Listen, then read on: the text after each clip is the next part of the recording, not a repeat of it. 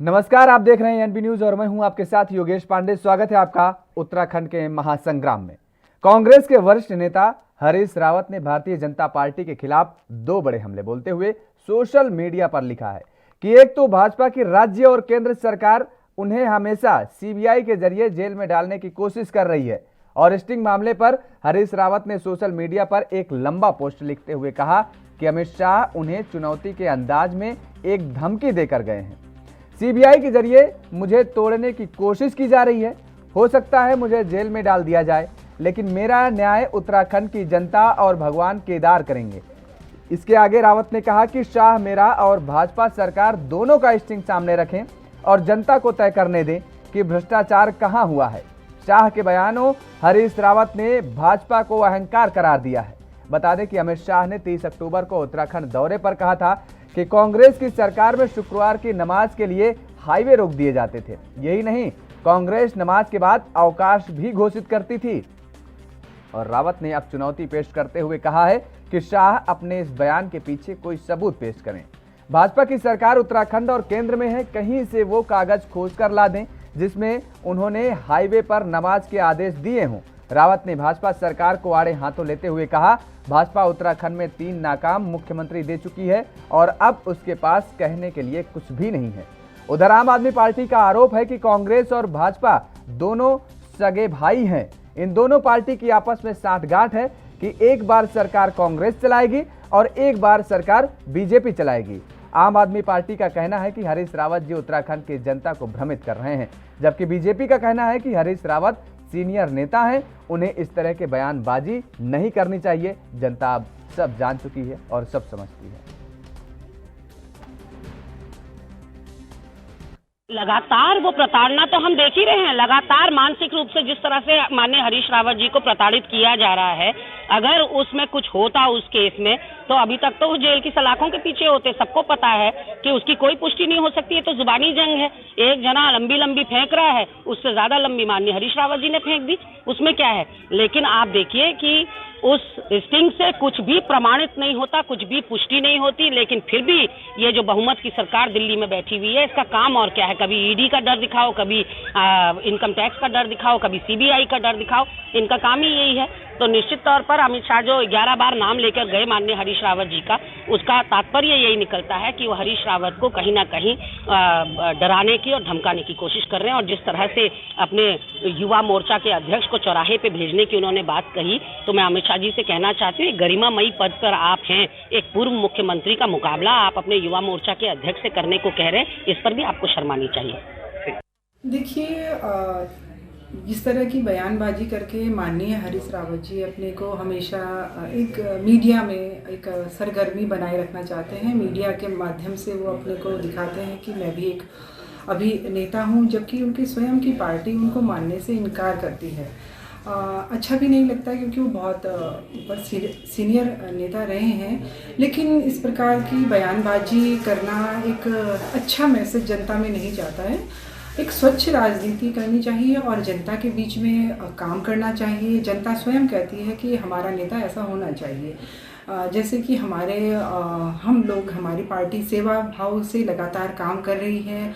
अभी इतना बड़ा हमारे पास जो, क्योंकि एक आपने देखा होगा, क्योंकि हम लोग जब आपदा में रहे, जिस समय इतनी बड़ी आपदा आई, माननीय हरीश रावत जी ने उस समय किस तरीके से घोटालों में फंसी रही, तो उनका सारा संपूर्ण जो उनकी क्रियाकलाप हैं वो जनता बहुत अच्छे तरीके से जानती है। और उस बारे में हमारी ओर से उनके लिए सिर्फ इतना ही कहना है कि अगर आप जनता के बीच में सेवा भाव से काम करते हैं तो आप काम करिए, लेकिन इस तरह की बयानबाजी करके सुर्खियां मत बटोरिए।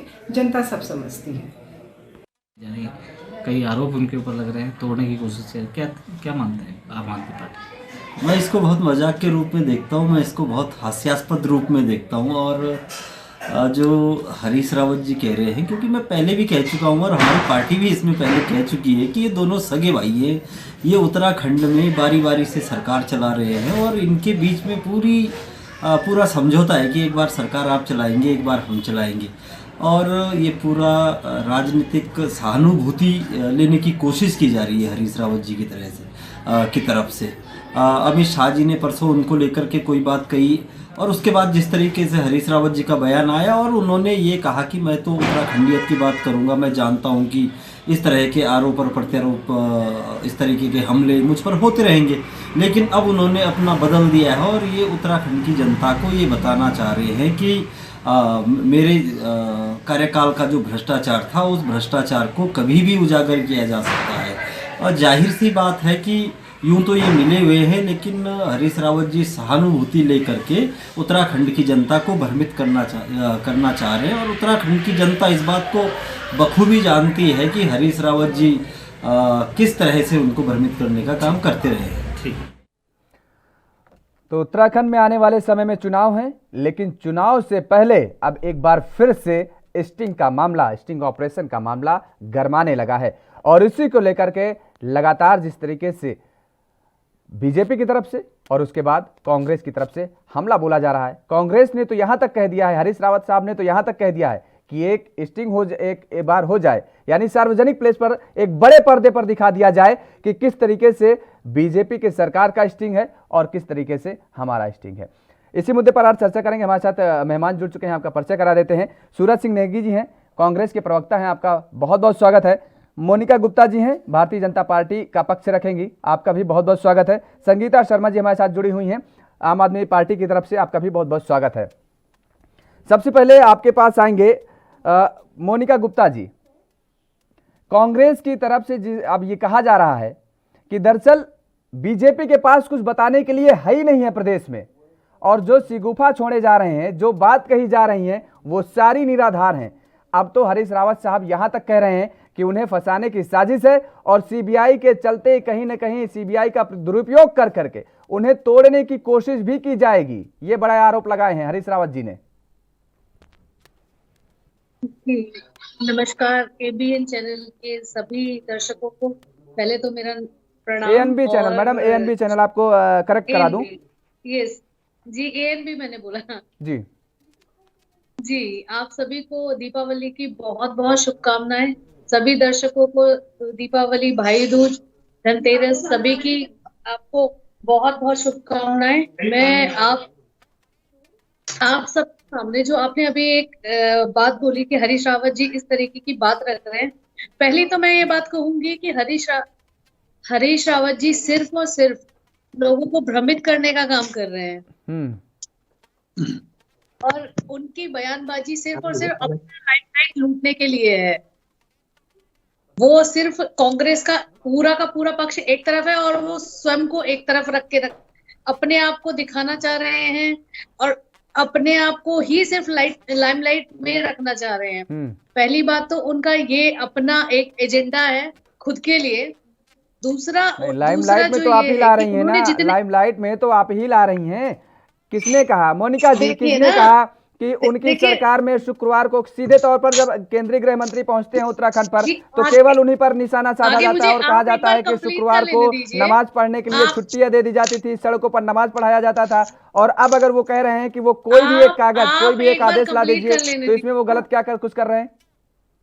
जी, मैं देखिए आपकी बात को ही आगे बढ़ा के बोल रही थी, आपने बीच में टोक दिया। ठीक, बोलिए। देखिए वो जिस तरीके की बात रख रहे हैं ना, पहली बात तो वो अपने आप को केंद्रित कर रहे हैं हर जगह।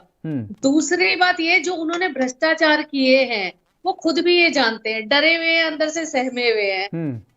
उनको पता है कि अगर उनकी चीजें खुलेंगी तो बहुत कुछ अलग निकल के आएगा, जिसके लिए वो पहले से ही जनता के बीच में एक साइकोलॉजिकल गेम खेल के भ्रमित करने की भूमिका कोशिश बनाने कर लगे रहे हैं। ठीक है, कि आपकी मेरे बात आ साथ गई। ऐसा होगा। ठीक, आने वाले समय में अगर ऐसा होता है तो पहले से भूमिका बना ली गई है। आपकी बात पूरी आ गई, समझ गए। पहले से ही ठीक है, ले लेते हैं, जवाब ले लेते हैं। सूरज सिंह जी, साइकोलॉजिकल गेम खेल के लोगों के बीच में। सूरज सिंह जी, दरअसल अब रावत साहब डर गए हैं और ये पूरी भूमिका बनाई जा रही कि आने वाले समय में अगर जांच होती है और जांच में भ्रष्टाचार पाए जाते हैं, तो अगर ऐसे में सरकार पर आरोप ना लगाए जाएं, यानी किसी न किसी तरीके से पूरी भूमिका अभी पहले से ही बनाई जा रही है। सबसे पहले तो आपके सभी चैनल के लोगों को और आपके चैनल के तमाम दर्शकों को दीपावली, गोवर्धन पूजा, भैया दूज की हार्दिक शुभकामनाएं। जी, आपको भी बहुत ढेर सारी और धन्यवाद। जहां तक बात हरीश रावत जी के डरे हुए होने की है, आप ये देखिए कि केंद्र के गृह मंत्री जी आते हैं और एक सरकारी कार्यक्रम होता है, कोई भारतीय जनता पार्टी का कार्यक्रम नहीं था, आते हैं और राज्य सरकार की सरकारी योजना को लॉन्च करते हैं। जबकि हमारा कहना ये है कि जबकि ये मुख्यमंत्री 4.25 साल हो गए इनकी सरकारों को, और कहते हैं कि तीरथ सिंह रावत जी की ये बहुत ही महत्वाकांक्षी योजना थी, तो 4 साल त्रिवेंद्र जी मुख्यमंत्री रहे, तीरथ जी रहे, अब धामी जी को भी काफी दिन हो गए, 3-4 महीने उनको भी हो गए। इसके बाद इनको इस योजना की याद आई और इस योजना से केवल और केवल भारतीय जनता पार्टी सरकारी योजनाओं का राजनीतिकरण कर रही है। सरकारी जो एक प्रोटोकॉल है उसका राजनीतिकरण कर रही है। और जहां तक भारतीय जनता पार्टी के प्रवक्ता कह रही हैं कि हरीश रावत जी डरे हुए हैं, तो मैं उनसे कहना चाहता हूं कि डरे हुए हरीश रावत जी हैं या अमित शाह जी हैं? केंद्र के गृह मंत्री, पूर्ण बहुमत की सरकार और तमाम प्रकार की भारतीय जनता पार्टी के लोग उनको देते हैं और वो 10-10 बार जो है हरीश रावत जी का नाम लेते हैं, तो इसका मतलब ये है सीधा सीधा कि भारतीय जनता पार्टी का प्रदेश नेतृत्व तो कहीं कुछ नहीं है, बिल्कुल गौण है। 3 मुख्यमंत्री बदलने का काम इन्होंने किया। इन्होंने ही अपने मुख्यमंत्री को सर्टिफिकेट दिया कि नहीं तुम नालायक हो, तुम काम नहीं कर सकते, तुम ठीक नहीं हो, जनता की पसंद नहीं हो, ये करते रहे हैं। अब इनको जो है डर सताने लगा है, जिसको कह रहे हैं कि युवा मुख्यमंत्री, युवा नेतृत्व। अरे उससे पहले कहाँ चले गए थे आप युवा नेतृत्व? आपको किसने बंधन में डाला था कि आप युवा नेतृत्व न दें? तो अब उसके बाद जो है ये जो केंद्रीय गृह मंत्री जी हैं वो 10-10 बार जो है हरीश रावत जी का नाम ले रहे हैं, तो आपको कौन सी डर है? तो इसके बाद अच्छा नाम लेना तो अलग बात है। इशारों में धमकाने का भी काम कर रहे हैं, क्योंकि आपके पास ईडी है, आपके पास सीबीआई है, आपके पास इनकम टैक्स है, जितनी भी एजेंसियां हैं आपकी, उन एजेंसियों का आप दुरुपयोग कर रहे हो और दुरुपयोग करते हुए ये डराने का काम कर रहे हो कि हम आपके खिलाफ ये भी कर सकते हैं। परंतु कांग्रेस के चाहे हरीश रावत जी हो, चाहे एक कार्यकर्ता हो, हम अंग्रेजों से लड़े हैं। इस देश को हमारे पूर्वजों ने जो है आजादी दिलाई है और हम उन्हीं के वंशज हैं। हम भारतीय जनता पार्टी से डरने वाले नहीं हैं। जो भी परिस्थितियां होगी डट करके मुकाबला किया जाएगा। ठीक है, आ गई आपकी बात। संगीता शर्मा जी आपके पास आएंगे। स्टिंग का मामला एक बार फिर से चुनाव से पहले सामने आ गया है। भारतीय जनता पार्टी तो ये कह रही है कि रावत साहब अपने आप को केंद्रित करने के लिए, सुर्खियों में रहने के लिए इस तरीके के बयानबाजी कर रहे हैं। भारतीय जनता पार्टी आरोप लगा रही है और कह रही है कि आने वाले समय में अगर स्थिति ऐसी बनती है तो बक्सा किसी को नहीं जाएंगे। आम आदमी पार्टी कहां पर स्टैंड करती है? एएनबी के दर्शकों को और एएनबी के सभी स्टाफ को, सभी लोगों को और सभी देशवासियों और उत्तराखंड वासियों को दीपावली की हार्दिक शुभकामनाएं। मैं कहना चाहूंगी कि पहले भी हरीश रावत जी ने बयान दिया कि किसका स्टिंग किससे बड़ा है, देख लीजिए। बीजेपी अपना स्टिंग खोल दे और हम अपना स्टिंग ओपन कर देते हैं। तो ये स्टिंग का खेल क्या चल रहा है? जब चुनाव नजदीक आने वाले हैं और मुद्दों पर बात होनी चाहिए, उत्तराखंड में विकास की बात होनी चाहिए, बेरोजगारों की बात होनी चाहिए, अच्छे अस्पतालों की बात होनी चाहिए, अच्छे स्कूलों की बात होनी चाहिए। उसके बजाय ये जनता के आगे कौन सी बातें कर रहे हैं स्टिंग की, कि भाई किसने कितना गलत काम किया है वो दिखा दें हम जनता के बीच में। तो जनता अब सब कुछ देख रही है। तो अब ये जो बरगलाने की कोशिश की जा रही है या जनता का ध्यान भटकाने के लिए अलग अलग तरह की बयानबाजी की जा रही है, वो अब किसी काम आने वाली नहीं है दोनों पार्टियों की। क्योंकि इनका तो खेल है 5 साल आप यहाँ पे सरकार बनाइए, 5 साल हम सरकार बनाते हैं। तो 5 साल दोनों लोग एक के बाद दूसरी पारी और दूसरे के बाद पहले की पारी 20 साल से यही चल रहा है उत्तराखंड में। लेकिन जब अब सामने जनता के तीसरा विकल्प है आम आदमी पार्टी का, जो केवल मुद्दों की बात करती है, विकास की बात करती है, शिक्षा की बात करती है, रोजगार की बात करती है, तो जनता अब तीसरे विकल्प के साथ जाना पसंद करेगी 2022 में। ये तो अपने स्टिंगों में लगे रहेंगे। गृह मंत्री जी आए, उन्होंने विकास की बात क्यों नहीं की? उन्होंने ये क्यों नहीं गिनाया कि 4.5 साल में भाजपा सरकार में कौन कौन से काम किए जनता के लिए? धामी जी कहते हैं मुख्यमंत्री जी की, भाई हम 5 काम लेकर के जनता के बीच में जाएंगे। कि राज्य सरकार, केंद्र सरकार और विधानसभा क्षेत्र में जो जो 5 काम हुए हैं, लेकिन जब मनीष सिसोदिया जी उत्तराखंड आए थे और उन्होंने कहा था कि आप आ जाइए, खुली चुनौती दी थी कि कौन से 5 काम आपने उत्तराखंड की जनता के लिए किए हैं, हम आपसे बहस करने को तैयार हैं, लेकिन तब सब पीछे हट जाते हैं। चलिए ठीक है संगीता जी, आपका ये कहना है कि मुद्दों की बात पे आम आदमी पार्टी चुनाव लड़ेगी और ये आपस में एक दूसरे पर जो फिक्सिंग का काम है वो लगातार करते हैं। फिलहाल यहाँ रुकते हैं एक छोटे से ब्रेक के लिए, ब्रेक के बाद फौरन हाजिर होते हैं।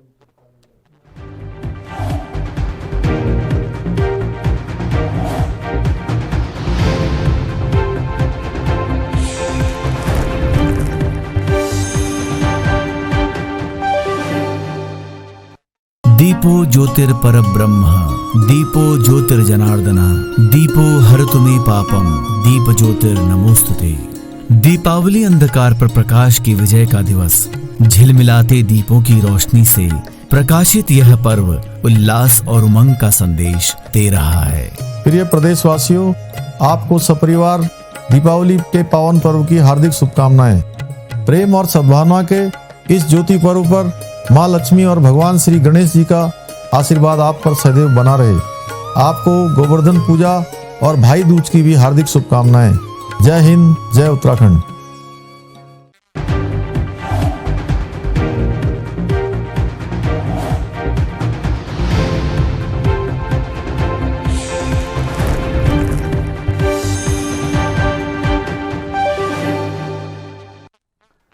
और ब्रेक के बाद एक बार फिर आप सभी का स्वागत है और लगातार हमारे साथ तीनों मेहमान जुड़े हुए हैं, चर्चा को आगे बढ़ाएंगे और सीधे मोनिका गुप्ता जी आपके पास ही आएंगे। दरअसल जब संबोधित कर रहे थे गृह मंत्री अमित शाह जी, तो उस दौरान उन्होंने कहा कि जब चुनाव आता है तो उससे पहले कांग्रेस जो है नए कपड़ों को सिलवा लेती है और जनता अब जान चुकी है कि कौन ईमानदार है, कौन काम कर रहा है। अगर ऐसी जरूरत पड़ रही है, अगर आप ईमानदार हैं तो कांग्रेस का यही तो पूछना है, यही तो आरोप है कि आपने अपने कार्यकाल में 3 मुख्यमंत्रियों को क्यों बदलें। अगर आपके मुख्यमंत्री इतना अच्छा काम कर रहे थे तो कोई जरूरत ही नहीं थी, जनता तो उससे खुश थी। यही तो हरीश रावत जी पूछ रहे हैं। जी देखिए, भारतीय जनता पार्टी जो है ना, कार्यकर्ताओं की पार्टी है। जब जिस कार्यकर्ता को जहां पे पार्टी जिस लेवल पे समझती है वहां उसको दायित्व देती है। अगर हमारे सीएम साहब भी है ना, तो वो जनता के सेवक है सर्वप्रथम। उसमें चाहे पुष्कर सिंह धामी रहे, तीरथ सिंह रावत जी रहे या त्रिवेंद्र रावत रहे, हमारे तीनों मुख्यमंत्रियों के बारे में मैं एक बात कहना चाहूंगी जो स्पष्ट कर 5 साल के लिए सरकार चुनी जाती है, क्या मुख्यमंत्रियों का विकास करेंगे आप? लाइन लगाएंगे, जनता पर भार डालेंगे? पार्टी चलती ही नहीं है। जनता की गाड़ी कमाई को मुख्यमंत्रियों पर खर्च करेंगे आप? जिस कार्यकर्ता को लगता है कि इनको अगर दायित्व देना चाहिए और अब संगठन में यहाँ को लगता, क्या कार्यकर्ता ने कहा कि मुख्यमंत्री बदल दो? आपके मुख्यमंत्रियों पर 5 साल के लिए जनादेश लेके आए थे आप, तो आपने क्यों बदलने का काम किया? ये तो उत्तराखंड की भोली भाली जनता को बता दो। जी, उत्तराखंड की जनता को मैडम ये भी तो बता दो कि आपने 3 मुख्यमंत्री क्यों बदले? कार्यकर्ताओं ने कहा था कि ये भ्रष्ट हैं, ये निकम्मे हैं, ये नालायक हैं। क्यों बदलने का काम किया? क्या आपने ये कहा था मैनिफेस्टो में, अपने घोषणा पत्र में ये कहा था कि हम 5 साल में 3 मुख्यमंत्री बदलेंगे या 4 मुख्यमंत्री बदलेंगे, मुख्यमंत्रियों का विकास करेंगे, पहाड़ का विकास, क्षेत्र का विकास? सूरज जी रुक जाइए। मोनिका जी आप वही रटा रटाया जवाब दे रही हैं। मोनिका जी आपको आवाज मिल रही ना, आप वही रटाया रटाया जवाब दे रही हैं, ठीक है। आपने आरोप लगाया तुष्टीकरण का। अभी आम आदमी पार्टी ने कहा कि दरअसल मुद्दों की बात करनी चाहिए। अगर गृह मंत्री अमित शाह जी वहां पहुंचे थे तो उनको मुद्दों की बात तो करनी चाहिए थी ना। ये तो जायज बात आम आदमी पार्टी कह रही है। ये कह रही है आपको वहां पर मुस्लिम हिंदू करने की कोई जरूरत ही नहीं। आप वो चीज गिनाने लगे कि मुस्लिमों को जब आपकी कांग्रेस की सरकार थी तब नमाज पढ़ने के लिए रोड जाम कर दिया जाता था। जिस तरीके से जिस ध्रुवीकरण उत्तराखंड की मैडम राजनीति आप कैसे बोल सकते हो? जहाँ पे आप देखिए ना, उन्होंने प्रत्यक्ष बात को बोला है, हमने खुद अपनी आंखों से प्रत्यक्ष देखा है। विकास नहीं होती है और जब काम ही नहीं किया है 4.5 साल में, बताने के लिए कुछ है ही नहीं, तो मुस्लिम की राजनीति कीजिए। और जनता को ये समझिए कि जनता को जानती ही नहीं है, पर जनता बहुत समझदार है। इस बार आपको जवाब जरूर मिलेगा 2022 में। तो आज बेरोजगार युवा सड़कों पर है, वो आपको जवाब देगा। जो हमारी माताएं बहनें, आंगनबाड़ी आशा कार्यकर्ता सड़कों पर धरने पर इतने टाइम बैठी रही, वो आपको जवाब देंगी। 2022 के चुनाव में भाजपा को एक करारा जवाब मिलेगा, क्योंकि विकास की राजनीति से हट करके इधर उधर की बातें करना। 5 साल के लिए जनता इसलिए सरकार नहीं चुनती कि ये सब बातें उनको सुननी पड़े। वो अच्छा स्वास्थ्य, अच्छी शिक्षा, रोजगार ये चाहते हैं। हर घर का बच्चे को रोजगार मिले, ये चाहती है जनता। जनता चाहती है कि रोजगार मिले। जनता ये नहीं चाहती है कि आप मुख्यमंत्री बदलिए, उनका विकास कीजिए। जनता ये नहीं चाहती है। 5 साल के लिए आपको मैंडेट दिया था जनता ने। आपके पास पूरे भाजपा में, उत्तराखंड में एक व्यक्ति ऐसा नहीं था जो 5 साल के लिए मुख्यमंत्री बनकर सरकार रोकेंगे। फिलहाल वक्त तो चला एक और छोटे से ब्रेक का। ब्रेक के बाद फौरन हाजिर होते हैं और चर्चा को आगे बढ़ाएंगे।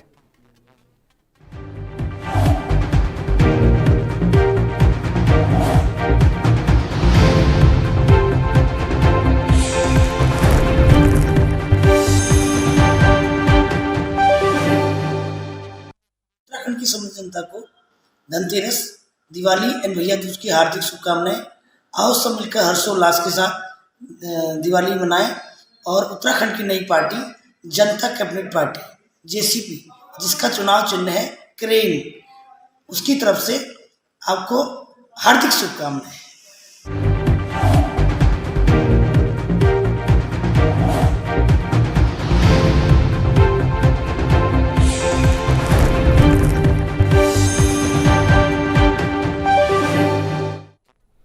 ब्रेक के बाद एक बार फिर आप सभी का स्वागत है और चर्चा को आगे बढ़ाएंगे और सीधे चलेंगे सूरज सिंह नेगी जी के पास।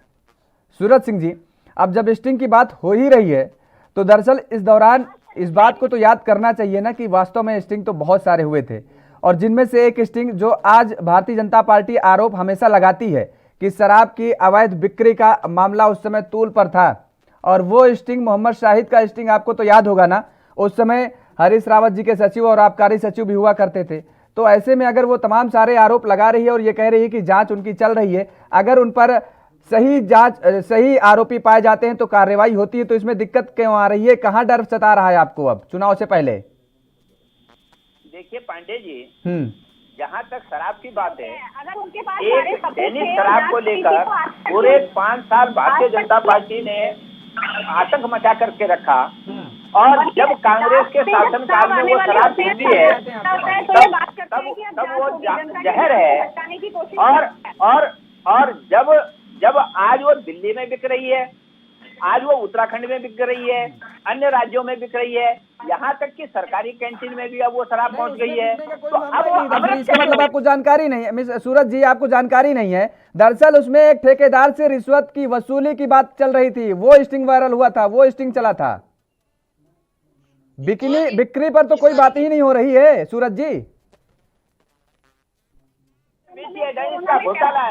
हमारा कहना ये है कि जब कांग्रेस के शासनकाल में वो शराब बिकती है तब वो जहर थी, और आज वो अमृत कैसे हो गई? दिल्ली में बिक रही है, देहरादून में बिक रही है, यहाँ तक कि सरकारी कैंटीन में भी वो मिल रही है, अब वो अमृत हो गई। रही स्टिंग की बात, तो हरीश रावत जी ने बहुत जोरदार शब्दों में कहा है कि आप भारतीय जनता पार्टी का स्टिंग और हमारा स्टिंग दोनों आमने सामने चलवा दीजिए।